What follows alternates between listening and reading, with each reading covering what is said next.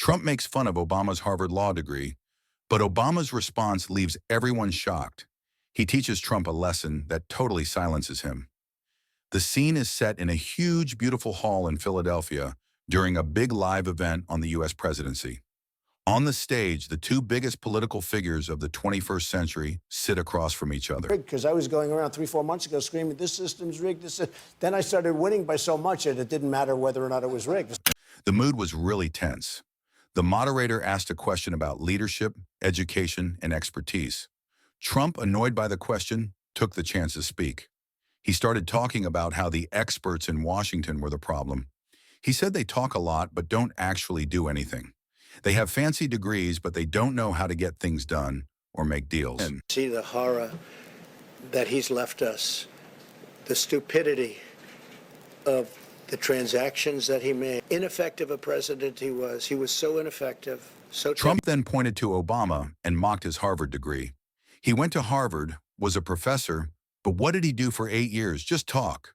Beautiful speeches, but our country was a mess. I built things. I actually did stuff. Trump said this with a smirk. The moderator looked like they wanted to stop him, but Trump thought he had won the argument. But Obama didn't get mad or upset. He just stared at him in silence, letting the room settle.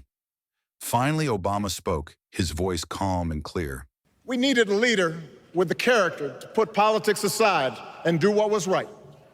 At a time when our economy was reeling, we needed a leader with the determination to drive what would become the world's strongest recovery. The room went totally silent. Obama continued, "You mock that degree because you think a university name is just a brand, a fancy sticker to show off. But to me, that degree meant something different. When I went to Harvard, I didn't come from a rich family or have powerful connections. I was just a kid trying to make a difference." Still be a tight race in a closely divided country. A country where too many Americans are still struggling. The tension in the room was so thick it was hard to breathe. Obama continued, "You think your success comes from knowing how to work the system, but I spent my life trying to change that system. That's the difference. That's what my degree means. It's not a symbol of being elite. It's a symbol of what's possible in this country." He paused, letting the words sink in. "It's the American dream, which you and I understand in very different ways." Obama says, "A country where too many Americans are still struggling." The room stayed silent, then slowly people started clapping.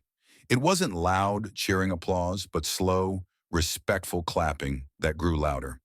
It was a standing ovation, not for Trump, but for Obama's powerful words. The press was frozen in place, amazed by what just happened. The camera zoomed in on Trump's face. His smug smile was gone. He was speechless, red-faced, completely taken aback.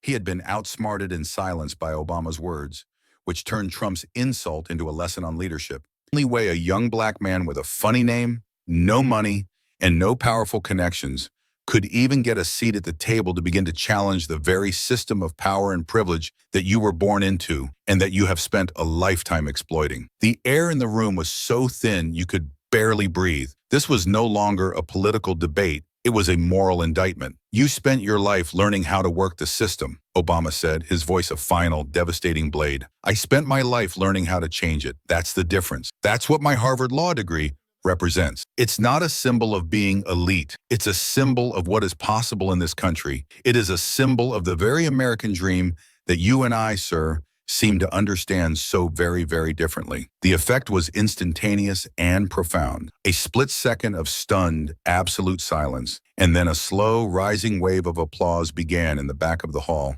It was not the loud, raucous cheering Trump had received. It was a deep, thunderous, and sustained standing ovation. It was the sound of a room and a nation that had just been reminded of what true integrity looks like. The press corps was frozen, their faces a mask of stunned awe. The moderator just stared, his mouth slightly open. The camera held on Donald Trump's face. The smug, triumphant grin was gone, replaced by a look of stunned, slack-jawed silence. His face was a deep, blotchy red. He was completely, utterly checkmated. His own crude insult had just been masterfully flipped, used as the very setup for a powerful, patriotic lesson in the duty of an educated citizen and the promise of the American dream. In that moment, he was no longer the powerful brawler. He was just a loud man in a quiet room, Silenced by a lesson in leadership